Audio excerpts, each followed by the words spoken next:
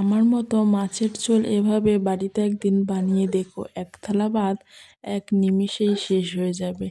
যে কোনো মাছ দিয়েই মাছের ঝোলটা করলে খেতে একদম পুরো এক কথায় অসাধারণ। কড়াই বসিয়ে প্রথমেই কড়াইতে অনেকটা পরিমাণে তেল দিয়ে দিয়েছি, দিয়ে পেঁয়াজ কুচিটাকে দিয়ে দিয়েছি, দিয়ে পেঁয়াজের মধ্যে লবণ দিয়ে দিয়েছি, তাহলে পেঁয়াজটা তাড়াতাড়ি সিদ্ধ হয়ে যাবে। তেজপাতা দিয়ে দিয়েছি, দিয়ে টমেটো কুচি দিয়েছি, দিয়ে তারপরে একটু নাড়ানাড়ি করে নিয়েছি, নিয়ে ধনেপাতাটাকেও দিয়ে দিয়েছি, দিয়ে 2 চামচ পরিমাণে আদার পেস্ট দিয়েছি, 2 চামচ রসুনের পেস্ট দিয়ে দিয়েছি, দিয়ে তারপর অনেকক্ষণ ধরে সুন্দর করে কষিয়ে নিয়েছি, তেল ছাড়া পর্যন্ত ভালোভাবে কষিয়ে নিয়েছি।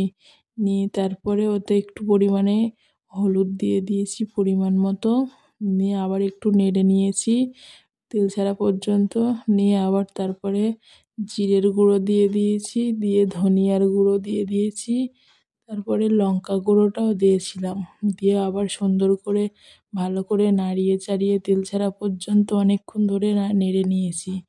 তারপরে অল্প একদম জল দিয়ে দিয়েছি, যাতে টমেটো পেঁয়াজগুলো ভালো করে সিদ্ধ হয়ে যায়, দিয়ে ভালো করে আবার কষিয়ে নিয়েছি।